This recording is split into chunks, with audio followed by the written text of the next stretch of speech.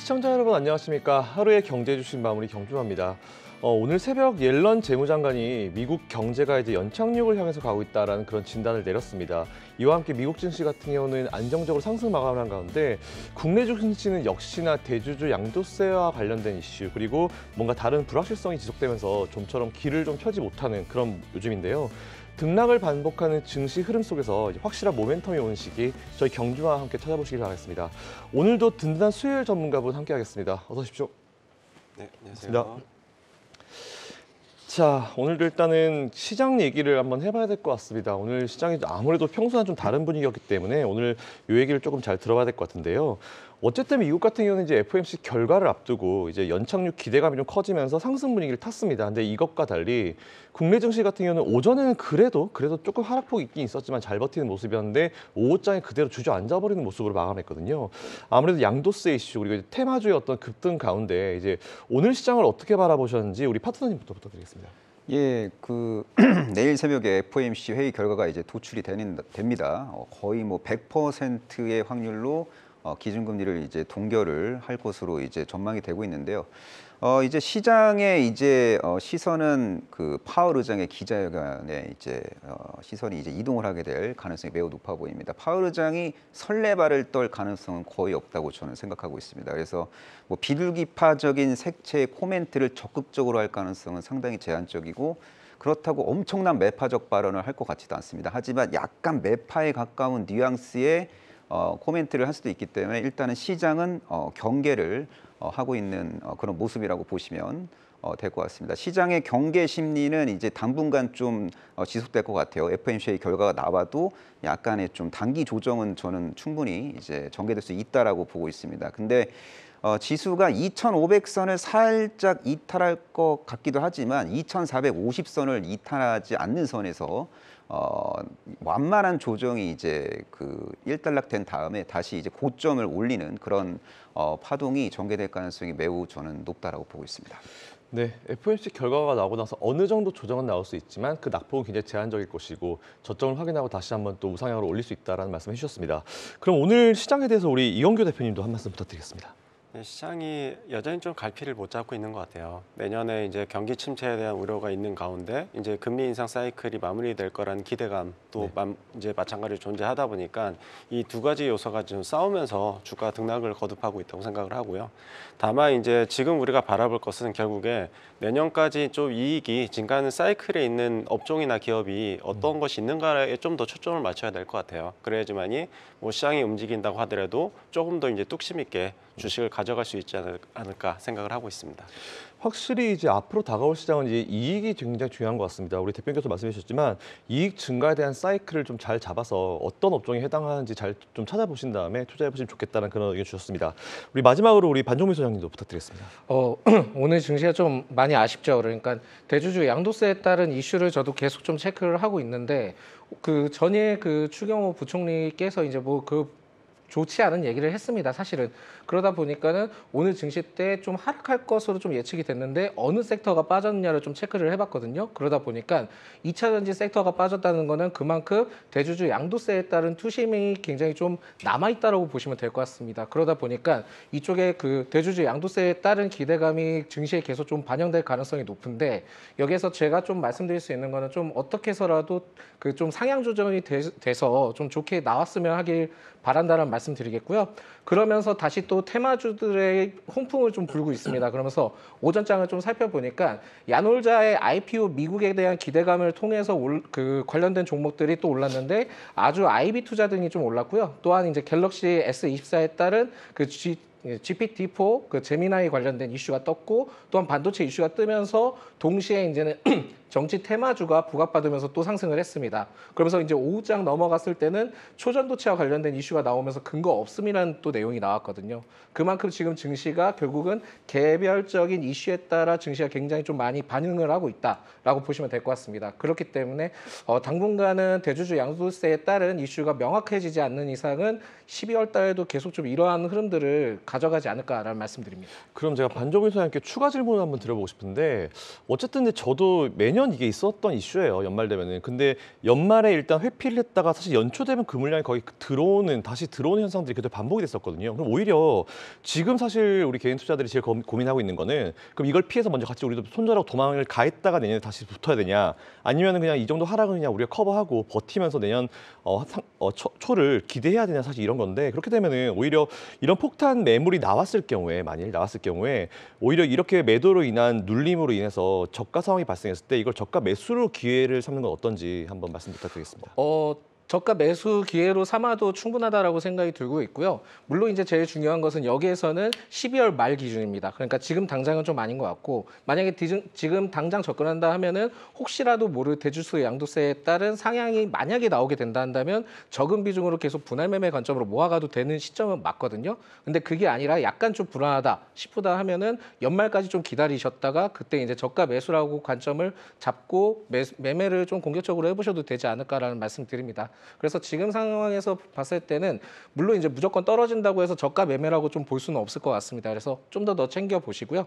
기존에 이제 보유했던 종목들이 일제히 좀 상승을 통해서 크게 상승을 하고 차익 실현 구간이 왔다. 그러면 일단 좀 차익 실현하시고 현금 확보를 계속 좀 가져가신 다음에 올 연말 아니면은 내년 초에 좀 공격적으로 투자를 해봐도 되지 않을까라는 말씀드립니다. 그럼 같은 질문 저희 대표님께도 한번 여쭤보겠습니다. 네, 오늘 같은 경우에 사실 이제 대형주가 좀 더 많이 시장에서 많이 하락을 했어요. 네. 근데 만약에 양도세 문제라고 하면은 어떻게 보면 중소형주가 좀 더 많이 빠져야함에도 불구하고 네. 대형주가 더 많이 빠졌고 네. 그리고 중소형주 중에서는 사실 오늘 시장 하락에도 불구하고 상승한 종목들도 꽤 있었거든요. 그런 걸 봤을 때는 사실 양도세라는 부분이 어떻게 보면 좀 핑계에 해당될 수 있다. 어떻게 보면 그 핑계에 좀 안 좋은 것들을 좀 미리 떨고 가는 그런 느낌을 저는 좀 받았었거든요. 그래서 전체적인 시장 자체는 어떻게 보면 좀 개별주 장세, 좋은 것들은 여전히 양도세에도 불구하고 상승하는 흐름을 보였다는 부분 감안했을 때는 조금 더 이제 개별 종목별로 좀 더 접근을 해야 되지 않을까라는 생각이 듭니다. 확실히 저희가 이번 주 내내도 같이 얘기했고 지난주도 얘기했지만 확실히 개별주 장세가 이루어지고 있는 것 같습니다. 이럴수록 우리가 종목 선별을 할 때 정말 중요한 어떤 포인트를 잘 잡아서 선별을 해야 될 것 같고요. 그럼 바로 첫 번째 이슈로 한번 넘어가 보도록 하겠습니다. IPO 얘기 좀 해볼 텐데 IPO 거의 뭐 불패죠. 이제 오늘 시장 특징주. 어제 땄따상에 성공한 LS 머티리얼스 오늘도 상한가로 직행을 했습니다. 그리고 오늘 상장한 블루엠텍 사실 어저께 우리 하창봉 대표님과 최영동 대표님께서 이제 블루엠텍은 좋은 흐름을 보일 것 같다고 말씀해 주셨는데 확실히 두 분이 말씀하신 대로 그대로 됐고요. IPO 불패 랠리가 계속될 거다라는 이제 예상이 많이 나오고 있는 지금인데 최근 IPO 시장 트레이딩 관점에서 어떻게 봐야 될지 이 부분 우리 파트너님께 한번 질문 드려보겠습니다. 예, 지금 신규 상장주들에 대한 개인 투자자들의 관심이 정말 뜨겁습니다. 그래서 장중 분봉이나 뭐 틱 차트를 활용해서 적극적으로 이제 트레이딩을 하다 보면은 이제 성공을 하시는 분들도 많겠지만 또 이제 또 너무 많이 이제 과열 급등이 나온 상태에서 이제 추격 매수를 하시는 분들은 손절서를 준수 못할 경우 큰 손해도 이제 발생이 될 수 있다라고 저는 보고 있습니다. 참고로 LS 머티리얼즈는 공모가 대비 지금 5배 이상 오른 상황입니다. 확실히 과열 구멸이 맞고요.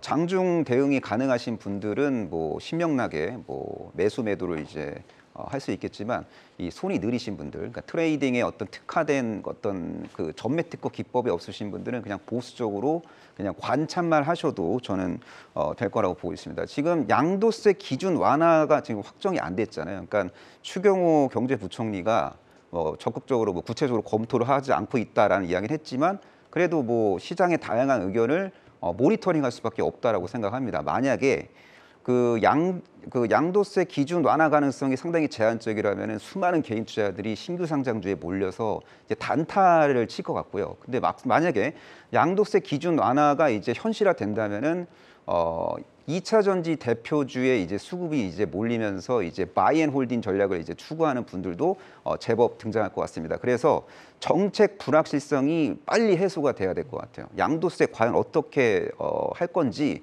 명확하게 빠른 시일 내에 정확한 어떤 답변을 정부에서 해줘야 개인 투자자들이 혼란을 안 느끼고 합리적이고 이성적인 투자 판단을 할 수 있을 것으로 저는 보고 있습니다. 확실히 저도 굉장히 공감되는 말씀을 해주셨는데 안 그래도 주식시장에는 이제 불확실성이라는 게 많습니다. 근데 또 불필요한 불확실성이 생긴 것 같아서 좀 아쉬운 부분인데 어쨌든 지금 뭐 연말에 산타 랠리에 대한 기대가 계속 있었어요. 근데 오늘 조금 하루 해주셨는데 뭐 이게 어떻게 이미지가 바뀌었을지 모르겠지만 산타가 오는지 마는지에 대한 어떤 갑론을박이 계속은 되고 있습니다. 뭐 우스갯소리로 산타 대신에 이정재 씨가 왔다 뭐 이런 농담 섞인 이야기도 들리긴 들리는데 배우 이정재가 투자한 와이 더 플래닛 정치 테마주인 대상까지 상승세가 굉장히 매서운데 이 상승 랠리가 언제까지 이어질지 이거 반종민 소장님께 한번 여쭤보겠습니다. 죄송합니다. 예, 상승 랠리에 대해서는 저는 이거 와이더 플래닛은 좀 어느 정도 이제는 좀 끝나지 않을까라고 좀 말씀드릴 수 있을 것 같고요. 일단 너무 급하게 올랐습니다. 그리고 지금 AI 플랫폼 사업적인 부분들은 좋죠. 사업적인 내용들은 좋은데 이게 지금 뭐 내용들을 살펴보니까 뭐 제3자 배정 유증에 따른 부분들을 통해서 좀 진행이 되는 건데 이게 지금 신주 발행가액이 3,185원입니다. 그러다 보니까 지금 현재가가 제가 알기로 10,000원을 돌파한 것으로 좀 알고 있거든요. 그만큼 지금 아무리 제3자 배정을 통해서 진행을 한다 하더라도 지금 현재 주가는 너무 높지 않나라고 좀 생각이 들고 있고요. 물론 이제 그 여러 가지 좀 이슈를 통해서도 간 부분들은 있기는 하지만 지금 이게 지금 선행매매 의혹도 좀 어느 정도 나와주고 있습니다. 그만큼 지금 리스크가 있다 보니까 이 점을 봤을 때는 기존에 이제 뭐 보유하셨던 분들의 경우에는 그 차익 실현을 하면 되겠지만은 뭐 새로 좀 진입을 해보겠다. 저는 절대 그렇게 생각하지는 않고요. 오히려 좀 지금은 조심해야 될 때라는 말씀드리겠고 이게 지금 테마주도 테마주 나름인데 저는 제일 어이없었던 게 기존에 그 7광구 관련된 테마가 제일 어이가 없었고요.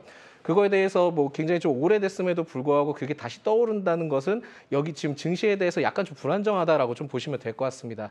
그렇지만은 정치 테마의 경우에는 계속 좀 이슈가 나올 가능성이 높고 지금 현재 저는 좀 정치에 대한 얘기를 별로 하고 싶지 않아요. 하고 싶지 않은데 계속 지금 이슈가 굉장히 좀 많이 되고 있기 때문에 이 점을 봤을 때는 정치 테마주에 관련된 이슈는 내년 2월까지도 계속 좀 지속될 수 있다는 점을 참고를 하시는 게 좋을 것 같고요. 이외에도 뭐 여러 가지 새로운 테마도 있습니다. 어제도 또 나왔죠. 양자 암호와 관련된. 그러다 보니까는 이게 지금 이 실체가 계속 지속되는지 안 되는지를 반드시 좀 체크를 해야 될 것 같고요. 시장이 만약에 전반적으로 좋아진다 한다면 이러한 테마들은 일시적으로 그 조정을 받을 수 있다는 점을 항상 생각하시고 접근하시는 게 좋을 것 같습니다. 확실히 이제 종목별로 이제 흐름이 중요하겠죠. 이제 앞에서 우리 파트너님 말씀해 주신 대로 이제 트레이딩 영역으로 들어가게 되면 이제 로스컷이라는 게 있는데 그것도 잘 이용해서 한번 투자해 보시되 항상 수익이 나면은 지금같이 이렇게 불편한 시장에서는 빨리 수익 실현을 좀 하시면서 이제 대응하시는 게 좋을 것 같다라는 의견으로 정리 한번 해보도록 하겠습니다. 그럼 어쨌든 이제 최근에 그 본주를 넘어서 우선주에 대한 매수세도 좀 많이 두드러지고 있는 상황입니다. 유토 물량이 상대적으로 적은 이 우선주 같은 경우는 주가 조작의 이제 수단에 쉽게 뭐 사용될 수 있겠죠. 이런 분석이 많이 나오고 있는데 테마주 관련 투자 유의사항이 어떤 게 있는지 이거 한번 저희 대표님께 한번 여쭤보고 싶습니다. 네, 사실 뭐 우선주 그리고 뭐 IPO주 그리고 대선 테마주 이런 것들이 다 공통적인 부분이 있는 것 같아요. 대부분 이제 시가총액이 작거나 아니면 거래량이 작은 주식들이거든요. 근데 이런 주식들의 특징은 오르기도 이제 급하게 오르지만 내려갈 때도 되게 급격하게 내려가는 특성을 보이고 있어요. 특히나 이제 대선 테마주들 같은 경우에는 특정 이벤트가 종료됐을 때는 그 이벤트가 발생하기 이전 수준까지 주가가 거의 다 대부분 떨어졌다라고 봐주시면 될 것 같아요. 그래서 그런 부분들만 좀 유념해서 투자해 주시면 좋을 것 같아요. 오른 만큼 떨어질 가능성도 높다, 급하게 떨어질 수도 있다라는 부분만 좀 유념해 주시면 좋을 것 같습니다. 네, 어쨌든 뭐 말씀해 주신 내용들 잘 판단하셔가지고 여러분들 투자에 임해보시면 좋겠습니다. 자, 그럼 다음 주제로 넘어가 보겠습니다. 사실 이게 오늘부터 내일 제일 핫한 주제인데요.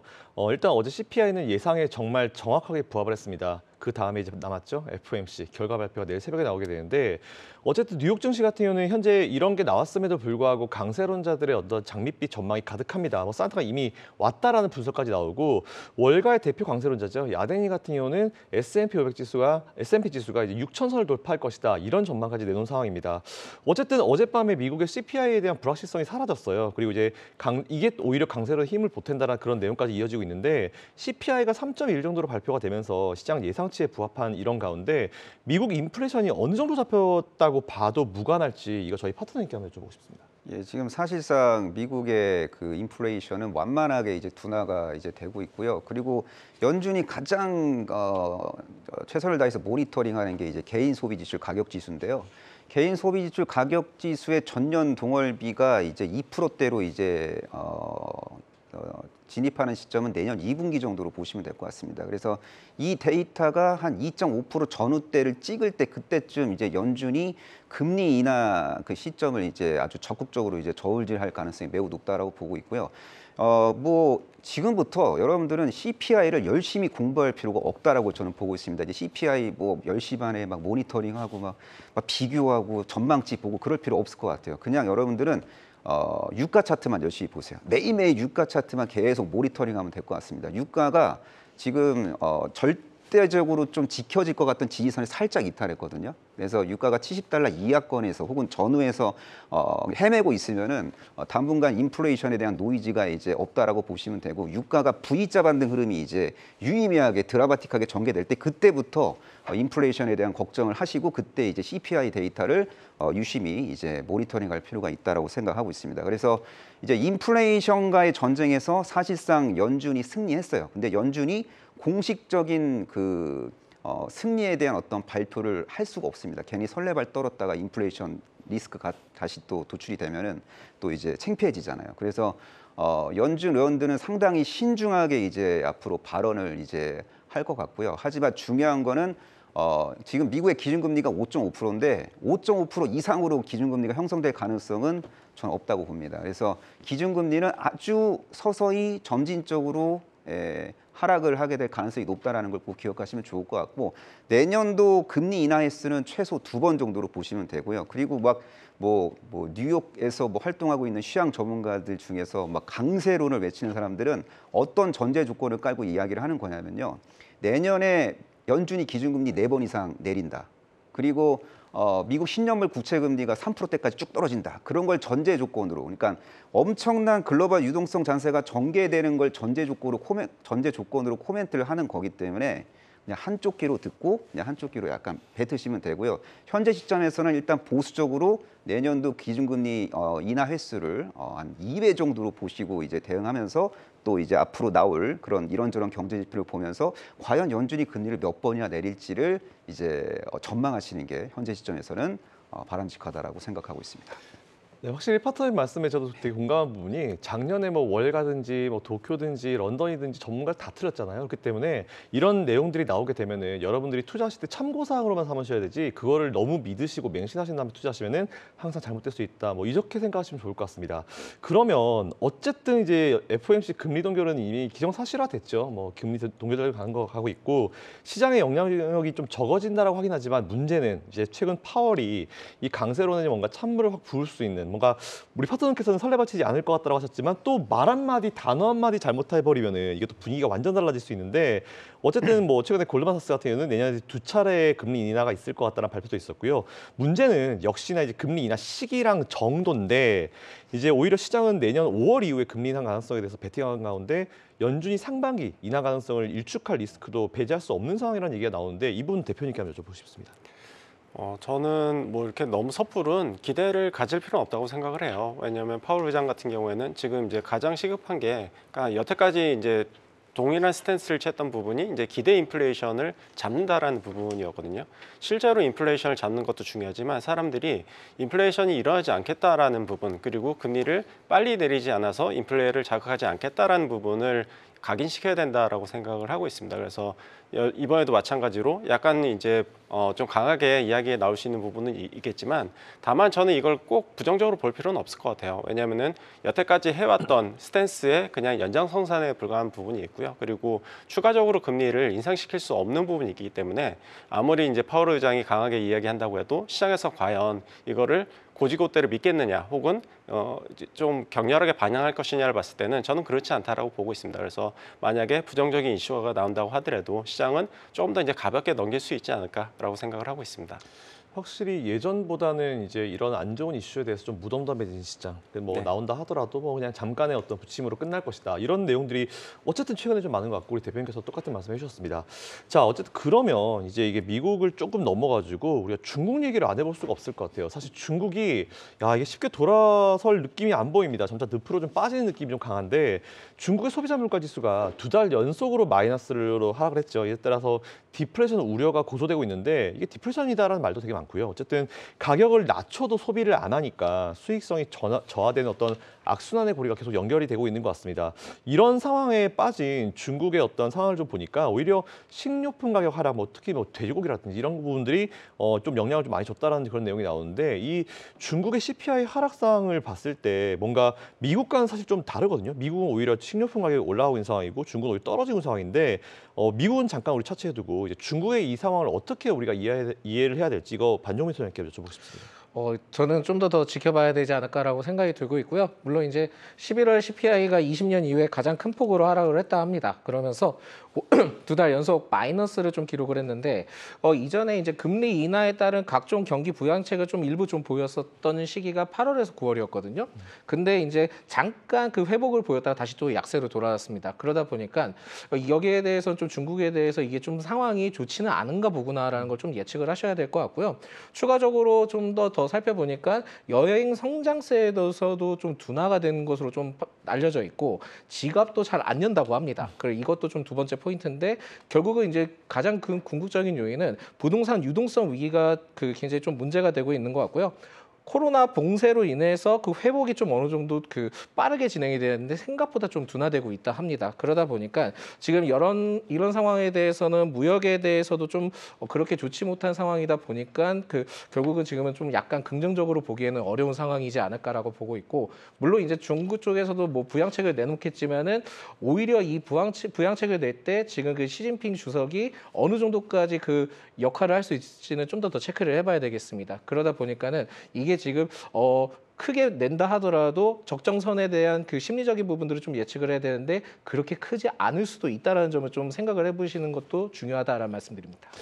확실히 중국은 이제 원래 내수로 버틸 수 있다 뭐 이런 내용들이 되게 많이 있었잖아요. 근데 지금 내수도 저렇게 돼 있는 상황이고 수출 수입은 다 미국으로 인해서 통제가 되고 있는 상황이고 확실히 중국 시장이 쉽지 않은 거는 확실한 것 같습니다. 자, 그러면 이제 중국 당국의 다양한 어떤 부양책이 나오고 있죠. 이런 부양책 역시 이제 백약이 무효하다라는 그런 평가가 이어지고 있는데 정치국 회의에서 최근에 이제 안정보다는 성장을 좀 강조를 하고 있습니다. 시진핑 역시 안정을 최우선으로 이야기하던 이제 경제 기조를 최근에 이제 발전 우선주의로 조금 이제 스탠스를 변경하고 있거든요. 근데 어쨌든 이처럼 계속되는 부침에 발전 위주의 정책을 펴나갈 것이라는 전망이 이어지고 있는데 사실 당장 내년에도 중국 경제가 이렇다 할 회복세를 찾아보기는 어려울 거라는 분석인데 이 부분 저희 대표님께서 한번 여쭤보고 싶습니다. 중국은 좀 때를 기다리고 있었던 것 같아요. 그러니까 이제 소비 부양이라든지 이런 정책을 좀 펼쳐야 되지만 한편으로는 또 이제 과잉 재고라든지 과잉 공급 부분에 대한 어떤 좀 정비가 좀 필요했던 부분이 있었고 그래서 올해까지는 특히나 이제 부동산 쪽에서 이제 공급 과잉 됐던 부분이 소화를 시켜야 되는 부분이 있다 보니까 부양책을 좀 펼 수 없었던 부분이 있었고요. 다만 이제 이게 시간이 지나면서 대부분의 이제 산업에 쌓였던 재고들이 어느 정도 이제 소진되는 과정을 좀 겪은 것 같아요. 그러다 보니까 이제는 다시 한번 성장을 이야기할 수 있는 시기가 된 게 아닌가라는 생각이 드는 부분이 있고요. 일례로 말씀드리면은 이제 중국에서 이제 스마트폰 소비가 거의 한 3년 연속 하락세를 피다가 지난달부터 플러스로 전환을 했거든요. 그 이유는 엄청나게 소비가 증가해서가 아니라 이미 안 팔린 만큼 팔렸고 재고가 다 떨어졌기 때문에 더 많이 팔렸던 그러니까 상승세로 전환할 수 있었던 부분이 있었습니다. 그래서 전반적인 산업 구조로 봤을 때는 이제는 전반적인 재고도 낮은 레벨로 떨어졌고 이제는 다시 소비를 증가시킬 수 있는 여력 있는 쪽으로 돌아섰기 때문에 앞으로 부양책도 나오고 조금 더 중국 경기도 좀 회복된 흐름을 보일 수 있지 않을까라고 기대하고 있습니다. 네, 그럼 여기서 또 제가 파트너님께 좀 추가 질문 드리고 싶은 게 네. 있는데 어쨌든 우리나라는 지금은 이제 중국과의 커플링이 좀 많이 풀렸다고 하긴 하죠. 오히려 미국과 많이 붙었다는 그런 얘기가 나오고 있는데 그렇다 하더라도 우리나라는 이제 중국 쪽에 수출하는 분량이 제법 많기 때문에 네. 뭐 중국 증시가 오히려 올라가게 되면 우리나라에 좀 긍정적인 영향을 미칠 수 있다 이런 얘기가 많이 나오고 있어요. 물론 지금 미국에서 통제가 되고 있긴 하지만 그렇게 되면 중국 경기가 많이 이제 일단 첫 번째로는 어떻게 언제쯤 대략적으로 살아날 수 있을까 어떤 포인트 그거 좀 어려운 좀 부탁드리고 예. 두 번째는 예. 우리나라랑 좀 연결해서 좀 설명 부탁드리겠습니다. 자, 이제 중국의 경제 성장, 경제를 이제 전망하는 것처럼 어려운 건 없는 것 같습니다. 근데 뭐 전망을 좀 나름대로 해볼게요. 어쨌든 지금 발전 우선 정책에 이제 드라이브를 걸겠다고 이제 하고 있는데 맞는 것 같습니다. 그리고 내년 3월 전인대를 통해서 경제 성장률 목표치를 생각보다 높게 제시할 가능성도 있어 보이고 그 경제 성장률 5%를 달성하기 위한 어떤 구체적인 그 부양책도 이제 공개가 될 것으로 예상이 되고 있습니다. 그래서 3월 전인대에 대한 기대감으로 이제 중국 경기에 이제 민감하게 반응하는 기업들이 이제 반응을 할 수 있고요. 특히 건설기계 섹터에 있는 대표 기업들이 지금 주가가 지금 바닥권에서 허우적거리고 있는데 내년 1분기 성수기 효과 플러스 중국 부양 정책에 대한 기대감으로 좀 투자 심리가 이제 회복이 될 가능성이 상당히 높다라고 보고 있습니다. 지금 중국 시장의 소비가 많이 위축됐습니다. 소비를 이제 부양할 수 있는 그런 어떤 획기적인 정책이 나와야 될 것 같은데요. 중국이 뭐 텐센트나 알리바바 같은 거대한 빅테크, 그러니까 플랫폼 기업들에 대한 규제를 한때 강화한 적이 있는데 그 규제를 많이 풀어야 될 것 같아요. 그러니까 그 알리바바나 텐센트 같은 기업들이 앞장서서 그 고용을 창출하고 그리고 다양한 마케팅 활동을 통해서 소비를 촉진시켜야 되거든요. 그래서 중국 정부가 이제 이런 대기업들에 대해서 좀 약간 우쭈쭈 해주는 그런 스탠스의 정책을 앞으로 이제 펼칠 가능성이 높아 보입니다. 근데 안타깝게도 지금 중국 그 뭐 가전제품이나 의류 등을 이제 생산하는 기업들의 창고에는 재고가 엄청 많이 쌓여 있습니다. 중국 내에서 그게 소진이 안 돼요. 그래서 재고 소진을 하기 위해서 내년에 눈물의 박앤세일을 이제 할 것 같은데 중국 내에서도 눈물의 박앤세일을 할 수도 있겠지만 엄청 싼 가격에 이제 전 세계에 또 팔라고 막 마케팅을 열심히 할 수도 있거든요. 그때쯤 되면은 또 이런저런 주요국들과 또 무역 마찰도 이제 발생이 될 수 있습니다. 그래서 내년도 그 저가 중국 소비재 제품이 글로벌 시장에 적극적으로 침투할 때 과연 우리 기업들이 어떻게 대응할지도 예의주시할 필요가 있어 보이고요. 그리고 과거에는 대한민국이 중국에 IT 소부장을 엄청 많이 팔았습니다. 근데 중국의 이제 자립도가 매년 뭐 올라가고 있어요. 그래서 이제 예전만큼 IT 소부장 관련 품목을 판매하기가 이제 쉽지가 않습니다. 그래서 어떤 새로운 어떤 차세대 제품을 통해서 중국 시장에서 침투를 해야 되는데 제가 볼 때는 온 디바이스 AI 스마트폰을 통해서 중국 시장에 좀 더 이제 맹활약을 할 수 있는 그런 역할을 삼성전자가 이제 해야 된다고 생각하고 있고요. 그래서 4세대 기술을 기반으로 공급이 이제 수요를 창출할 수 있는 그런 혁신적인 제품을 국내 기업이 양산을 해야 이제 중국 내에서 이제 큰 부가가치를 창출할 수 있는 거지. 중국 기업과 유사한데 가격은 좀 비싼 제품으로는 이제 중국에서 이제 승부를 볼 수가 좀 없을 것 같습니다. 그래서 지금 되게 중요한 어떤 기점에 있는 것 같습니다. 내년부터 기술 혁신 열심히 해갖고 중국 소비자들의 어떤 지갑을 열 수 있는 그런 제품을 적극적으로 판매할 수 있는 기업이 등장해야 되고요. 그런 기업들이 있다면은 적극적으로 이제 투자를 할 의사가 있는데 그런 의사를 가져야 되는데 아직까지는 딱히 그런 기업들의 리스크가 딱히 보이진 않습니다. 확실히 압도적인 기술력이 중요한 것 같습니다. 우리나라도 뭐 반도체도 마찬가지지만 이제 레거시는 이미 중국이 다 따라오고 있거든요. 그리고 이제 LCD도 이미 중국이 다 장악하고 있는데 신기술에 대한 부분은 중국이 아직까지 따라오지 못하고 있는 부분이기 때문에 우리나라 기술들의 어떤 기술 혁신을 통한 신제품들 이런 게 좀 많이 중요한 것 같습니다. 자, 그러면 어쨌든 우리 파트너님 앞에서 말씀해 주셨을 때 어떤 내용이 나왔었냐면은 내년에 이제 우리 전 세계에 이제 중국의 어떤 중국에서 제품이 어떤 모든 제품들이 저가로 들어갈 수 있다라는 그런 내용들이 나오고 있는데 이거의 대표적인 게 사실 전기차거든요. 그래서 다음 이슈 바로 넘어가겠습니다. 전기차 수요 감소 우려 현실화되나라는 제목으로 준비해봤는데 최근에 어쨌든 고급 전기차 시장에 맹하였던 루시드가 이제 인력 감축에 들어갔다는 그런 내용이 나왔습니다. 전기차 시장에 뭔가 분위기가 좀 애매해지는 게 아닌가라는 이런 의심을 해보고 있는데 연초에는 사실 2030년까지 전기차의 비중을 크게 늘린다라는 글로벌 전기차 기업들의 목표 역시 최근에는 굉장히 하향 조정을 좀 하고 있는 게 이제 팩트인 것 같습니다. 전기차 수요 하락은 사실 뭐 불가피한 미래로 다가오는 것일까요? 사실 이거 좀 대표님께 여쭤보고 싶습니다. 저는 약간 일시적이라고 생각을 합니다. 그래서 이제 중장기적인 트렌드는 여전히 살아있다라고 생각을 하고 있고요. 다만 이제 전기차가 이제 확산이 되려고 하면은 몇 가지 요소들이 저는 필요하다고 생각을 해요. 그게 이제 첫 번째는 전기차 가격이 충분히 하락을 해야 될 것 같고요. 두 번째는 이제 충전 인프라가 충분히 이제 깔려야 될 것 같고요. 마지막으로는 좀 혁신이 있어야 될 것 같습니다. 그래서 이제 혁신이라는 부분은 자율주행에 해당되는 부분인데요. 저는 이제 내년에 기대하는 부분은 테슬라의 자율주행 시스템 업그레이드입니다. 그래서 지금까지도 테슬라가 이제 자율주행에 대해서 이제 높은 기술력을 보여줬지만 내년에 이제 업그레이드되는 자율주행 같은 경우에는 경영진들도 굉장히 기대를 많이 하고 있다라고 얘기를 하더라고요. 그만큼 이번 이제 퀄리티 높게 이제 대규모 업데이트를 하게 되어 있고 만약에 이게 이제 시장에서 의미 있게 정말 정말 대단하다, 정말 이 차 사고 싶다, 정말 이 자율주행 좋다라는 생각이 든다고 하면은 다시 한번 제 차 전기차에 대한 기대감 내지는 판매량을 끌어올릴 수 있는 계기가 될 수 있다고 생각을 하고 있거든요. 그래서 이런 어떤 혁신 이런 부분들이 이제 전기차 시장에서는 굉장히 좀 중요한 화두가 될 것 같다, 이렇게 말씀드릴 수가 있겠습니다. 확실히 뭐 앞에서 저희가 같이 또 얘기를 나눠봤지만 이 혁신이라는 단어가 앞으로 정말 중요한 것 같습니다. 뭐 싼 것도 중요하지만 아무리 싼다 하더라도 사실은 충전을 못하면 끝이죠. 그래서 사실 대표님께서 말씀해 주신 세 가지 포인트. 첫 번째, 전기차 가격이 충분히 안정화를 찾아야 될 것 같다. 아무래도 이건 배터리와 연결이 될 것 같은데 배터리 가격은 아무래도 이제 원자재가 작년에 이제 러시아 우크라이나 이슈 이후에 양극재가 일시적으로 튄 적이 있어요. 근데 이것도 원래 자리대로 찾아가고 있다는 그런 분석들이 나오기 때문에 일단 이 부분 체크해 보시면 좋을 것 같고, 두 번째 인프라, 전기차 아무리 많이 팔아도 충전 못하면 끝이기 때문에 인프라 중요한 것 같고요. 그리고 마지막 혁신이라는 부분은 사실 모든 기업과 모든 업종에 같이 좀 연결되어 있는 그런 내용인 것 같습니다. 자, 그러면 어쨌든 이제 전기차 패러다임 전환이 계속 이루어질 거예요. 뭐 새로운 기술이 발전됨에 따라서 이루어질 텐데, 이런 기대감이 나오고 있는 가운데 이제 내연 기관차들의 어떤 전기차로의 전환이 스마트폰의 활성화만큼 큰 변화가 없을 거다라는 이런 우려도 있습니다. 뭐 우려는 항상 있을 수 있으니까요. 단순히 동력을 이제 석유에서 전기로 가는 것이라는 주장, 그리고 SDV와 뭐 자율주행 같은 이런 새로운 전장 기술의 패러다임 전환이 좀 굉장히 좀 팽팽하게 좀 맞서는 그런 상황인 것 같은데, 전기차 패러다임 혁신의 파급력을 어떻게 보고 계신지 이거 반정민 소장님께 여쭤보고 싶습니다.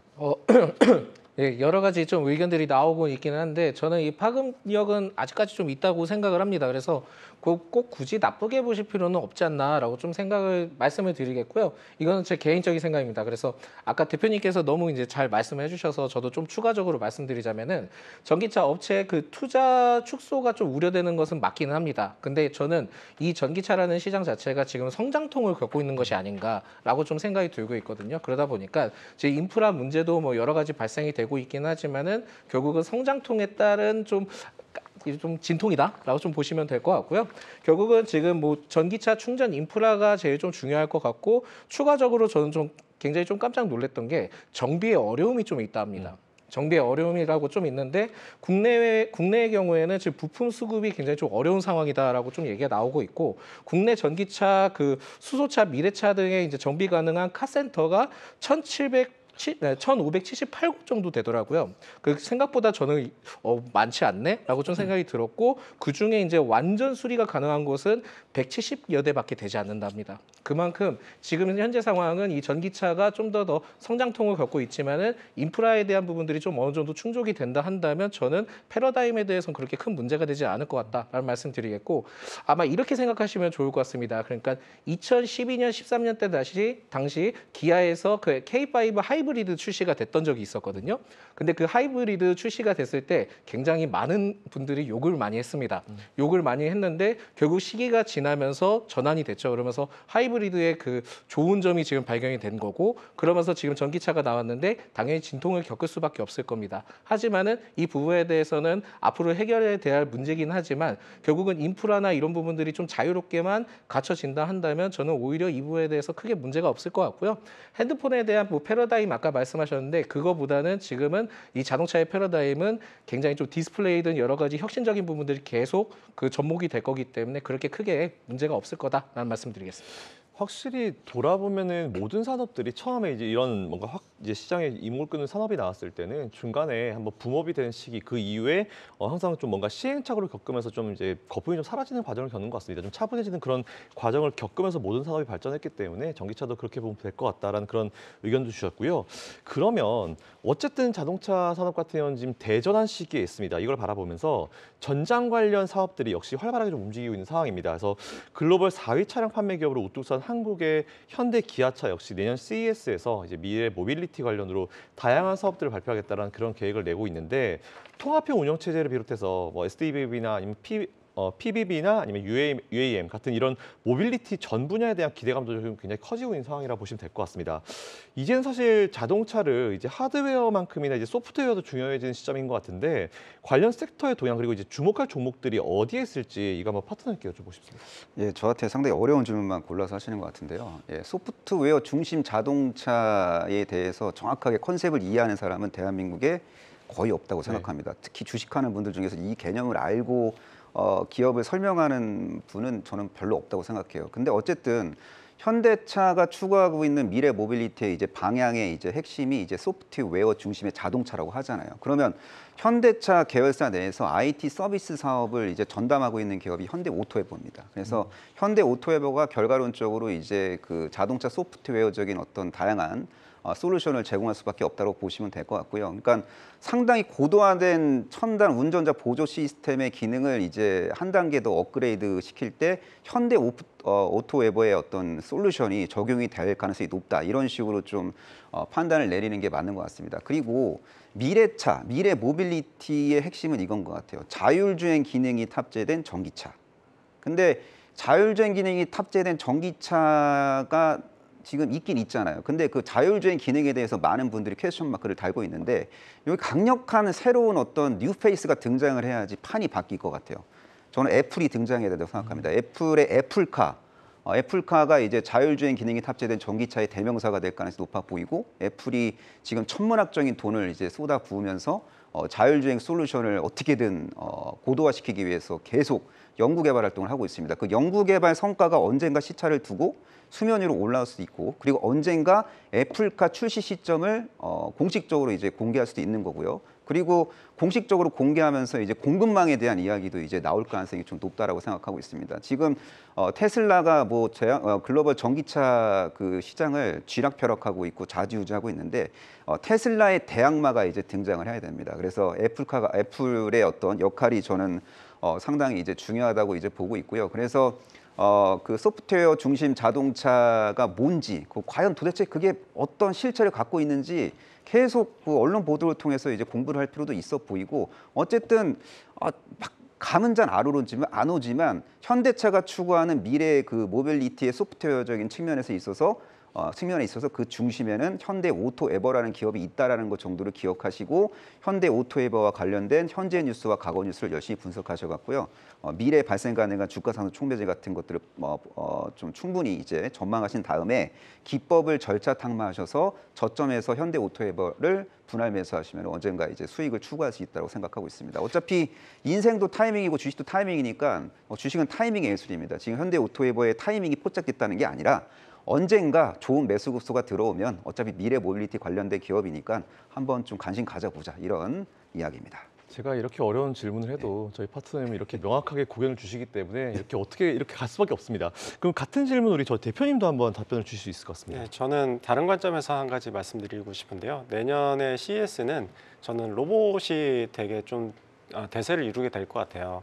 그래서 최근에 이제 챗GPT가 딱 새로운 기술이 딱 나왔을 때 이게 나오기가 힘들어서 그렇지 한번 이게 나오면은 그 후발주자들은 엄청나게 빨리 따라오는 특성이 있거든요. 그래서 전기차도 마찬가지로 테슬라가 나오면서 후발주자들이 엄청나게 이제 전기차를 내놨듯이 올해는 저는 화두가 로봇이 될 거라고 보고 있어요. 그래서 테슬라가 로봇과 관련된 이제 다양한 기술들을 마련을 하고 있고 그런 것들이 무언가를 새로운 걸 하나 제시한다고 하면은 후발주자들이 엄청나게 거기에 따라가면서 그 산업이 빠르게 발전할 수 있는 부분이 있거든요. 그래서 저는 최근 몇 년간 전기차가 이제 대세였다고 하면은 이제는 로봇이 이제 새로운 대세가 될 수 있지 않을까라는 생각을 가지고 있습니다. 확실히 뭐 우리나라도 최근에 로봇주들이 좀 이제 튀었습니다. 사실 정부에서 정책 자금을 주겠다는 얘기가 나오면서 튀었는데 아직 이게 숫자로 돌아서지는 않은 시점이거든요. 근데 사실 이것도 앞에서 우리 전기차가 과거에 거쳐왔던 그런 기간처럼 이제 천천히 개발이 되고 이제 성장을 하는 그런 시작 단계이기 때문에 이런 기업들은 조금 사이트를 좀 길게 보시고 투자를 해보시는 것도 좋을 것 같고 이런 CES 같은 큰 행사가 있으면 꼭 눈여겨보시고 공부를 좀 해보시는 게 좋을 것 같다는 말씀 추가적으로 드리고요. 다음 이슈로 한번 저희가 또 넘어가 보도록 하겠습니다. 이번에는 우리 어쨌든 이제 이런 스마트 하다 보면은 결국 우리 휴대폰, 우리가 항상 끼고 사는 이 휴대폰과 연결을 안 할 수가 없을 것 같은데 스마트폰과 AI가 결합된다. 사실 이건 뭐 당연히 이럴 수밖에 없는 그런 상황이죠. 그래서 이런 상황에서 반도체주가 빠질 수가 사실 없거든요. AI도 반도체, 스마트폰도 반도체가 빠질 수가 없는데 이런 새로운 패러다임이 변화한 가운데 위치한 AI 섹터 이야기를 넘어가 보겠습니다. 최근 어쨌든 AI 반도체가 굉장히 화랑이죠. 뭐 없어서 못 팝니다. 뭐 중국에는 뭐 수출도 아닌데 뭐 가지고 있는 그런 상황을 발생하고 이런 가운데 필라델피아 반도체 지수가 엔비디아가 빠졌는데도 불구하고 하락했는데도 불구하고 오히려 고점을 계속 기록을 하고 있는 상황이거든요. 국내 반도체 섹터까지 훈풍이 좀 불어오고 있는데 어쨌든 최근에 오늘이었죠. 이제 네덜란드와의 어떤 반도체 동맹 관련 삼성과 ASML이 1조 원 합작 R&D 센터를 출범시키겠다 이런 얘기까지 나오는 상황입니다. 그에 따라서 EUV 관련 기업들도 이제 우리가 계속 부각이 되고 있고 관심을 줄 수밖에 없을 것 같은데 이 부분 한번 대표님께 좀 여쭤보고 싶습니다. 네, 근데 지금 AI가 됐든 아니면은 EUV가 됐든 명확하게 보이고 있지는 않은 상태예요. 그래서 이제 수혜주라고 할 수 있는 기업들의 숫자가 적을 뿐더러 어떤 기업이 정말 그 헤게모니를 잡고 갈지는 아직 알 수 없는 상황이기 때문에 제가 이제 드리고 싶은 이제 조언이 있다고 하면은 이제 기존 사업에서도 좀 좋아질 수 있는 업체들, 예를 들어서 AI가 됐든 EUV가 됐든 어찌 됐든 뭐 HBM이라든지 뭐 DDR5라든지 탑재량 자체가 좀 증가할 수밖에 없는 부분이 있습니다. 그래서 이제 기존에 잘하고 있던 업체들이 오히려 뭐 신규적으로 AI라든지 뭐 EUV라든지 이런 게 이제 신규로 붙어줄 수 있는 업체가 있다고 하면은 그게 이제 베스트라고 생각을 하고요. 그래서 기존의 수익 구조가 있으면서 기존의 레거시 제품도 좋아지고 그리고 신규로 붙어줄 수 있는 것들이 있다라고 하면은 충분히 좋은 성과를 거둘 수 있지 않을까라고 생각이 듭니다. 확실히 이제 발전되는 과정을 좀 봐야 될 것 같습니다. 이제 뭔가 명확하게 눈에 띄진 않지만 이런 게 있다라고 하면은 어쨌든 이 산업에 발을 들이기 시작한 건 맞긴 맞거든요. 근데 어쨌든 우리가 앞에서 계속 얘기했던 것처럼 혁신 기술에 대한 혁신 같이 좀 보면서 이 내용과 연결시켜 보면 될 것 같습니다. 그러면 어쨌든 이제 EUV를 이용한 첨단 장비의 필요성 바로 이제 온 디바이스 AI 때문이라고 생각할 수 있을 것 같은데 역시 가장 주목되는 거는 삼성전자가 될 수밖에 없을 것 같습니다. 뭐 내년에 스마트폰 수요의 반등이 점쳐진다는 그런 내용도 나오고 있는 상황인데 어쨌든 1월 달에 이제 갤럭시 S24를 좀 앞당겨서 출시하겠다는 얘기가 나오거든요. 이에 따라서 과연 여기에 이제 AI 반도체가 탑재된다는 소식까지 좀 나오고 있는 상황인 것 같은데 구글에 애플에 뭐 AI 폰까지 출시한다는 소식 때문에 온 디바이스 AI 시장이 규모가 점점 커질 거다라는 분석도 있는 상황인데 이 부분 한번 파트너님께 의견 여쭙고 싶습니다. 예, 온 디바이스 AI 시장은 이제 구조적으로 이제 성장을 하게 될 가능성이 높고 그리고 이제 그 퍼스트 무버 역할을 하게 될 가능성이 높은 기업이 이제 삼성전자라고 생각하고 있습니다. 내년 초에 이제 출시될 갤럭시 S24의 온 디바이스 AI 솔루션이 이제 탑재가 될 거고요. 뭐 AI 관련된 어떤 서비스를 다각적으로 이제 제공을 하는 스마트폰이 등장을 하는 구조이기 때문에 글로벌 수요자들 입장에서는 좀 뭐 이렇게 관심을 가질 수밖에 없습니다. 근데 그 AI 그 기능을 좀 확인해야 될 것 같아요. AI가 없어도 되는 AI인데 막 홍보만 적극적으로 하는 거면 생각보다 안 팔릴 수도 있고요. 정말 신박한 AI 서비스가 제공이 된다면은 핸드폰을 좀 구매하는 분들이 제법 있을 것 같습니다. 참고로 스마트폰이 올해도 잘 안 팔렸고 작년에도 잘 안 팔렸단 말이죠. 근데 내년에는 그냥 스마트폰 교체주의가 자연스럽게 도래될 수 있을 것 같기도 한데 여기에 이제 온 디바이스 AI 스마트폰까지 이제 등장을 하게 된다면은 생각보다 많이 팔릴 수도 있을 것 같습니다. 그리고 애플도 그 AI 기능이 적극적으로 이제 채택된 아이폰을 이제 미래에 이제 출시를 하게 될 가능성이 높아 보이고 그래서 이게 삼성전자의 방향을 보면은 일단은 1차적으로 스마트폰에 이제 AI 온 디바이스 AI 솔루션을 이제 제공한 다음에 이제 뭐 무선 이어폰 그리고 각종 가전기기 더 나아가서는 이제 삼성전자가 미래에 출시하게 될 확장 현실 헤드셋에도 인공지능 솔루션을 이제 제공할 가능성이 높습니다. 그래서 제가 볼 때는 공급이 수요를 창출하는 국면도 이제 도래가 될 가능성이 높아 보이고요. 이 온디바이스 AI 시장이 성장할 때 가장 크게 수혜를 보는 기업은 누가 뭐라 그래도 삼성전자하고 SK하이닉스라고 저는 보고 있고요. 왜냐하면 그 안에 들어가는 뭐 디램과 낸드가 아무래도 기존에 들어가는 탑재되는 메모리 반도체보다 고수익성, 고부가가치, 고용량 메모리 반도체일 가능성이 매우 높기 때문에 그렇습니다. 그래서 삼성전자, SK하이닉스 그와 이제 성장 스토리를 공유할 수 있는 반도체 핵심 소부장 기업들에 대한 관심은 계속돼야 된다고 생각합니다. 네, 확실히 뭐 삼성전자, SK하이닉스를 필두로 관련된 어떤 소부장 기업들 한번 관심 가져보자라고 좀 정리해 보면 될 것 같습니다. 그러면 이번에는 반종민 소장님께 좀 여쭤보고 싶은데 어쨌든 뭐 되게 많이 나와요. 뭐 구글에서 최근에 이제 제미나이도 나왔고요. 이제 구글과 오픈 AI가 어쨌든 꽉 잡고 있는 시장이 AI 쪽인데 그렇다면 이제 이거 우리나라로 좀 데리고 들어와서 이제 우리나라에서 국내 AI 소프트웨어 관련주들 우리가 좀 눈여겨봐야 될 게 뭐가 있을까요? 죄송합니다. 그 AI 소프트웨어 종목보다는 계속 좀 지금 상승하고 있는 그 온디바이스 AI 관련된 종목들을 좀 더 보셔야 될 것 같고요. 그 물론 이제 그 AI 관련된 소프트웨어 기업도 좋기는 합니다만 지금은 그 위주도보다는 탄력이 받았을 때 관련된 기업들을 보시는 게 좋은데 저는 HPSP랑 그 가온 칩스는 좀 더 눈여겨 보실 필요가 있지 않을까라고 보고 있고, 특히 이제 HPSP의 경우에는 그 영업 이익률이 굉장히 상당합니다. 그래서 40% 이상이 되다 보니까 이 점을 좀 참고를 하시는 게 좋을 것 같고요. 그리고 이제 경영진도 아람코 아시아 코리아의 파이낸스 디렉터가 지금 경영 관련된 부분들을 하고 있고요. 어플라이어드 머티리얼즈 코리아 상무 출신도 경영 관련된 일을 하고 있습니다. 그리고 가온칩스의 경우에는 시스템 반도체 디자인 솔루션 기업이긴 한데 이쪽에 대해서는 저는 좀 평가가 굉장히 좀 우리나라가 박하지 않나, 그러다 보니까 이 점을 좀 보시고 접근을 하시는 게 좋지 않을까라는 말씀드립니다. 네, 어쨌든 뭐 말씀해주신 종목들 잘 공부하셔가지고 투자해보시면 좋을 것 같고요. 마지막으로 제가 이거는 이건규 대표님께 꼭 여쭤보고 싶었던 건데, 내년에 유망주 한번 혹시 관심 있으신 거 있으시면 좀 부탁드리겠습니다. 예, 저는 지금 화장품 ODM 회사들을 굉장히 좀 좋아하고 있는데요. 지금 시대는 내가 아이디어만 있으면은 누구나 다 화장품을 만들 수 있는 시대가 됐습니다. 그리고 최근에 이제 저가형 소비가 늘어나고, 그리고 이제 인디 브랜드들이 굉장히 좀 많이 증가하고 있거든요. 그래서 이제 화장품을 산다고 하더라도 과거에 뭐 어떤 특정 브랜드의 제품을 다 사는 것이 아니라, 뭐 예를 들어서 뭐 올리브영이라든지 뭐 다이소라든지 이런 곳에 가가지고 내가 필요한 제품들을 이제 선택을 해서 다양하게 구매할 수 있게 많이 트렌드가 바뀐 것 같아요. 근데 이게 우리나라 시장뿐만 아니라 미국이라든지 일본이라든지 동남아라든지 이게 전 세계 글로벌적으로 나타나는 트렌드입니다. 근데 거기서 이제 가장 잘하고 있는 회사가 우리나라의 이제 ODM, 화장품 ODM 제조 회사라고 봐주시면 될 것 같습니다. 그래서 우리나라 전체 산업을 봤을 때 몇 안 되는 굉장히 좀 크게 지금 업황이 좋고 성장하는 업종 중에 하나가 화장품 ODM이다, 이렇게 생각해 주시면 될 것 같습니다. 와, 화장품. 사실 저도 이제 예전에 따이공들 얘기 많이 나오고 중국이 좀 떠나기 전에는 화장품 좀 핫했었는데, 사실 저도 이거 좀 관심밖에 좀 있었던 업종이었거든요. 어쨌든 화장품 관련주 우리 대표님께서 설명해 주셨으니까 이거 같이 한번 엮으셔가지고 공부 한번 충분히 해보시고, 내년에는 화장품 관련되어 있는 기업들 뭐 한두 개 꼽지 마시고요. 여러 개를 도시고 공부 한번 해보시면 좋을 것 같습니다. 자, 어제도 사실 제가 말씀을 드렸지만 우리 개인 투자자들에게 제일 어려운 단어는 불확실성이라는 단어인 것 같습니다. 하나 큰 짐이고요.